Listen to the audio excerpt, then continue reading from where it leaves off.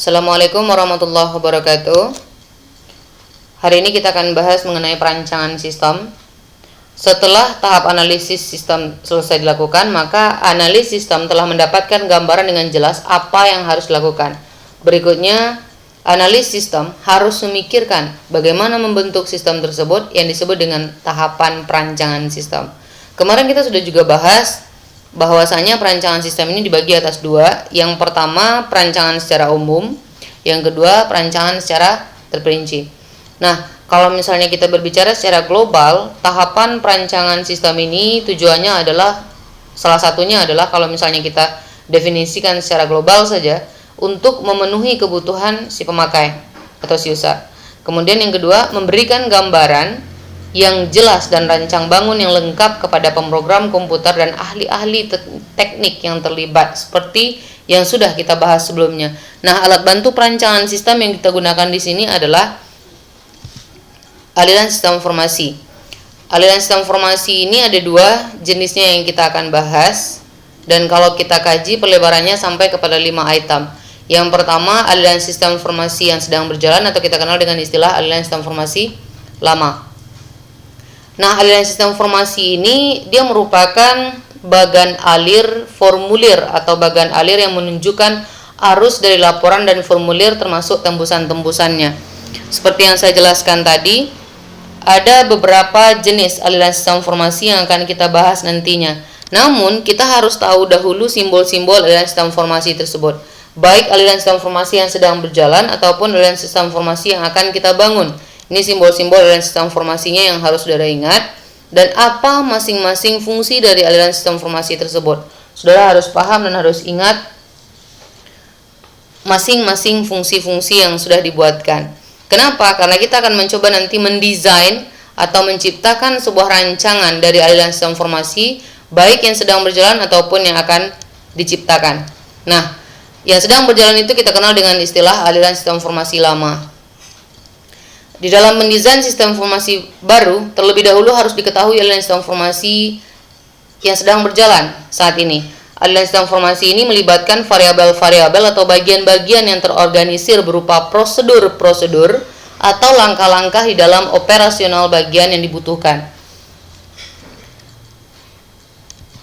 Nah, di sini ada beberapa contoh. Sebelum contoh kita paparkan, ada beberapa ketentuan, ya. Ketentuan di dalam menciptakan sebuah aliran sistem informasi lama atau menciptakan aliran sistem informasi yang baru. Yang pertama sekali, dokumen input tidak boleh langsung bertemu dengan dokumen output. Nah, itu ketentuannya yang pertama, ya. Dokumen input tidak boleh langsung bertemu dengan dokumen output. Berarti harus ada proses terlebih dahulu. Kemudian yang kedua, harus ada proses di antara input dan output. Seperti yang kita kenal di dalam ilmu komputer, kita mengenal istilah IPO, input, proses, output. Kemudian yang ketiga, apabila pengolahan data masih manual, maka simbol proses yang digunakan juga harus simbol yang manual. Berarti kita harus lebih memperhatikan simbol-simbol yang digunakan. Poin keempat, apabila terdapat proses, maka harus diselesaikan sampai menghasilkan output. Dan yang kelima, tidak boleh berpindah ke entiti lain sebelum ada proses yang diselesaikan. Oke, kita lanjutkan.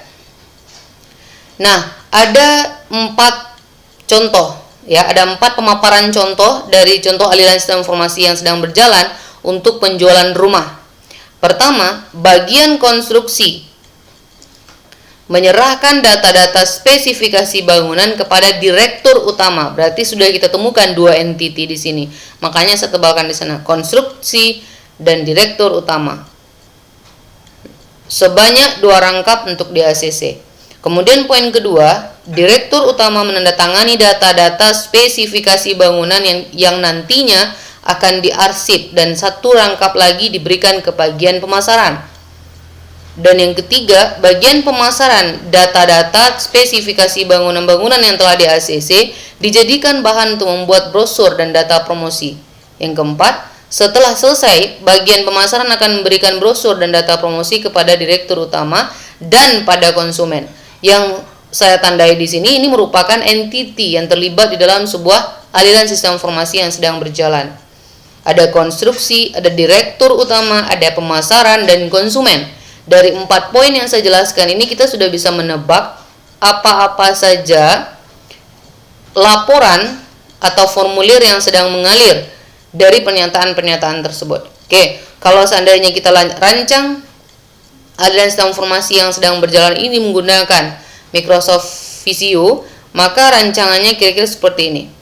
Ada 4 entity yang tadi kita sudah bahas, bagian konstruksi, pemasaran, direktur utama, dan konsumen. Bagian posisi yang pertama tadi dalam kasus kita adalah bagian konstruksi. Bagian konstruksi menyerahkan data-data spesifikasi bangunan. Ini data-data spesifikasi bangunan, dan ini contoh atau model dari simbol yang kita gunakan, yaitu simbol dokumen. Bagian konstruksi menyerahkan data-data spesifikasi bangunan kepada direktur utama. Kedua-duanya diserahkan sebanyak 2 rangkap. Nah, proses yang terjadi oleh direktur utama ini adalah meng-ACC laporan tersebut, ya, meng-ACC data-data tersebut. Kemudian data yang sudah di-ACC menghasilkan sebuah laporan atau dokumen spesifikasi bangunan ACC. Nah, itu merujuk kepada poin kedua. Direktur utama menandatangani data-data spesifikasi bangunan yang nantinya akan diarsip. Berarti salah satunya kita arsipkan. Ada 2 dokumen yang dihasilkan tadi yang ditandatangani. Yang pertama, direktur utama harus mengarsip dokumen tersebut. Kemudian yang salah satunya lagi harus diserahkan kepada bagian pemasaran. Nah, pada bagian pemasaran, data-data spesifikasi bangunan yang telah di-ACC dijadikan bahan untuk membuat brosur. Pemrosesan yang dilakukan di sini adalah pembuatan brosur dan data promosi lainnya. Menghasilkan brosur dan data promosi lainnya, ya. Dari proses ini menghasilkannya dia. Salah satunya diarsipkan, 2 diantaranya, satunya lagi diserahkan kepada direktur utama, dan yang satunya lagi brosur dan data promosi lainnya diserahkan kepada konsumen. Masing-masing dokumen yang diberikan atau yang bertahan pada entiti tersebut dijadikan arsip. Oke, inilah pemaparan mengenai aliran sistem informasi yang sedang berjalan. Semoga memiliki tambahan pengetahuan dari informasi sederhana ini. Assalamualaikum warahmatullahi wabarakatuh.